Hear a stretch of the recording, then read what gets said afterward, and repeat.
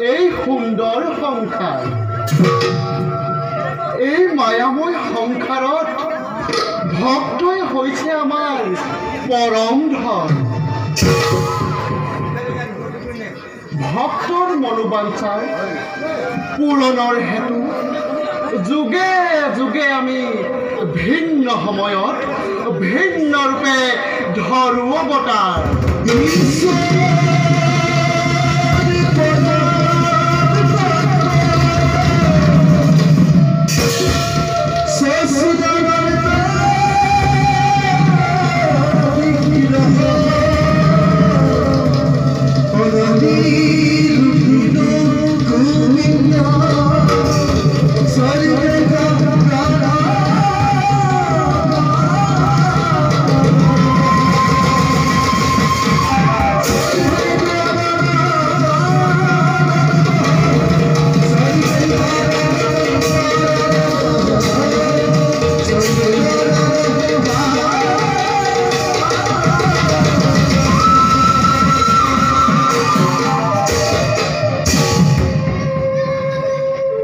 ভিন্ন ৰূপে অৱতৰি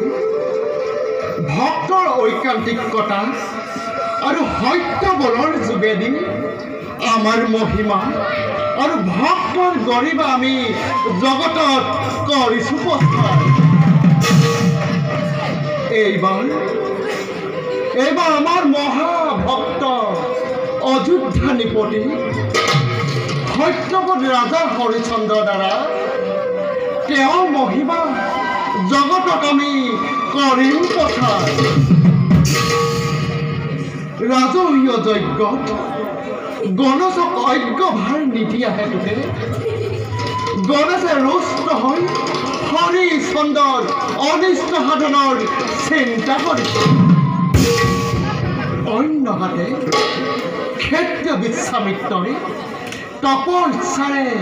বশমত্ব লাভ কৰি অহংকাৰত মত্ত হৈ পৰিছে এই সোণালী সুযোগ এই সুযোগতে ৰাজা হৰিচন্দ্ৰৰ সত্যবাদিতা ঐকান্তিকতা আৰু ভগৱত প্ৰেমৰ মাজেদি তেওঁৰ মহিমা আমি জগতত কৰিম প্ৰচাৰ প্ৰমাণ কৰিম যে সত্যনিষ্ঠ একান্ত ভকতক কোনো বাধা বিঘিনিয়ে ৰুধিব নোৱাৰে অৱশ্যে এই কামৰ বাবে আমাৰ সহায়ৰ প্ৰয়োজন হ'ব কৈলাশপতি শিৱ ইন্দ্ৰ আৰু ধৰ্মৰাজৰ মহেশ্বৰক পঠিয়াই মৰ্ত্য লোকলৈ সৃষ্টি কৰি কাশী ধামাশ্ৰম পাৰ্বতীক ৰাখিব লাগিব অন্নপূৰ্ণা ৰূপে বাহমনৰ গৃহে তাতে ভিন্নজনে ভিন্ন ৰূপে পৰীক্ষা কৰি ৰাজা হৰিচন্দ্ৰক দেখাব লাগিব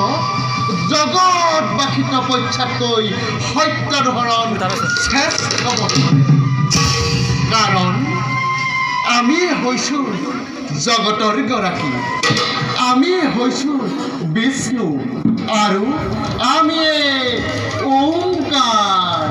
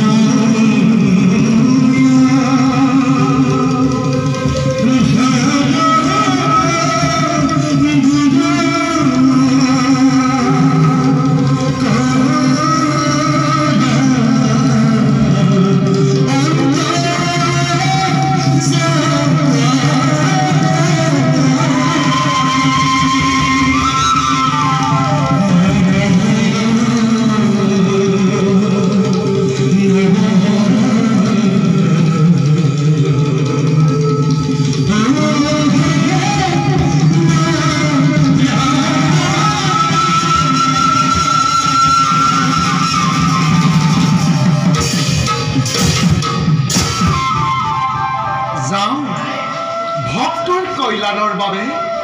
ভক্ত লীলা কৰোঁগৈ আৰম্ভ Habito,